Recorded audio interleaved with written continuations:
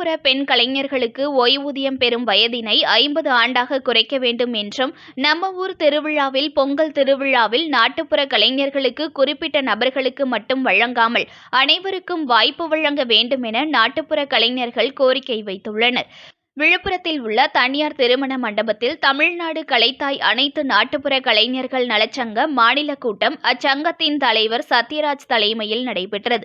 அதனைத் தொடர்ந்து பேட்டியளித்த தமிழ்நாடு கலைத்தாய் அனைத்து நாட்டுப்புற கலைஞர் நலச்சங்க தலைவர் சத்யராஜ், நாட்டுப்புற கலைஞர்களுக்கு இலவச பேருந்து கட்டணம் கேட்டதற்கு பாதி கட்டணம் செலுத்தி பேருந்தில் செல்ல அனுமதித்த தமிழக முதலமைச்சருக்கு நன்றியை தெரிவித்தார்.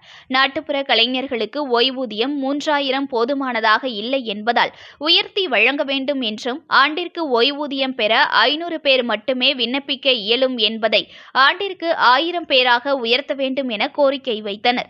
இதனால் நலிந்த கலைஞர்கள் சான்று பெற்று ஓய்வூதியம் பெறுவது கடினமாக உள்ளதால் ஓய்வூதியம் பெறுவது தாமதமாகுவதாகவும், நலவாரியத்தின் மூலமாக கல்வி திருமண உதவியை உயர்த்தி வழங்க வேண்டும் என வலியுறுத்தினர்.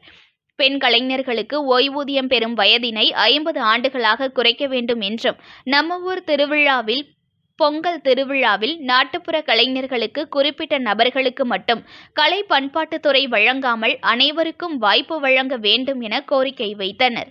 தமிழ்நாடு கலைத்தாய் அனைத்து நாட்டுப்புற கலைஞர்கள் மாநில நலசங்கம் மாநில தலைவர் கலை நன்மணி காணை சத்யராஜ் இன்றைய தினத்திலே விழுப்புரம் மாவட்டத்தில் அங்காள பரமேஸ்வரி பம்பை உடுக்கை கலைஞர்கள் மற்றும் அனைத்து நாட்டுப்புற கலைஞர்களும் ஒன்றிணைந்து மாவட்ட மாநாடு ஊர்வலமாக வந்து மாநாடு நடைபெற்று கொண்டிருக்கின்றது. இந்த மாநாட்டில் நாட்டுப்புற கலைஞர்களின் கோரிக்கையாக எங்களுடைய கோரிக்கை, முதலில் தமிழக முதல்வருக்கு நாங்கள் நன்றி சொல்ல கடமைப்பட்டிருக்கின்றோம்.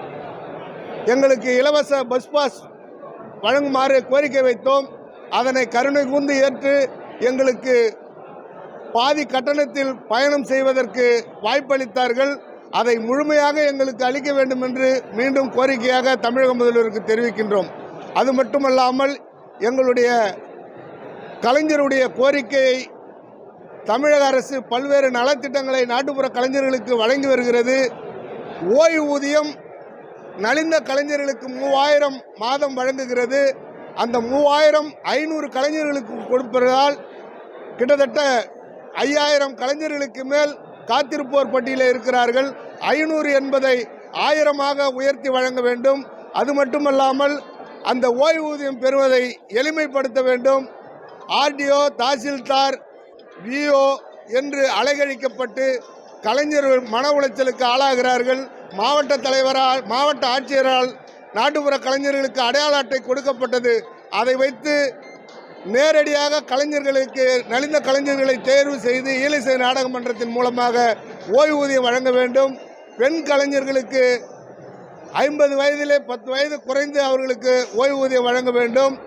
நம்ம ஊர் திருவிழா, பொங்கல் கலை விழா போன்ற விழாக்கள் மாவட்டங்களிலே கிராம பகுதியிலே இருக்கின்ற கலைஞர்களுக்கு முன்னுரிமை அளிக்க வேண்டும். ஒரு குறிப்பிட்டவர்களுக்கு மட்டும் ஆண்டுகள் தோறும் தொடர்ந்து அந்த வாய்ப்பினை வழங்கி கொண்டிருக்கின்றார்கள். ஒவ்வொரு மாவட்டத்திற்கும் முன்னுரிமை வழங்கி கிராம பகுதியில் இருக்கின்ற அந்த கலை விழா அனைத்து கலைஞர்களுக்கும் பிரதிநிதித்துவம் தந்து அனைவருக்கும் அளிக்க வேண்டும் என்பதை இந்த நேரத்திலே கேட்டுக்கொண்டு, நலவாரியத்தின் மூலமாக படிக்கின்ற குழந்தைகளுக்கும் திருமண உதவித்தொகை, ஈமச்சடங்கு போன்றவற்றை குறைந்த 20 ஆண்டுகளுக்கு முன் கொடுத்ததையே கொடுத்து கொண்டிருக்கிறார். அதை 2 மடங்காக உயர்த்தி வழங்க வேண்டும் என்று இந்த நேரத்தில் நாட்டுப்புற கலைஞர்கள் கோரிக்கையாக வைக்கின்றோம். நன்றி, வணக்கம்.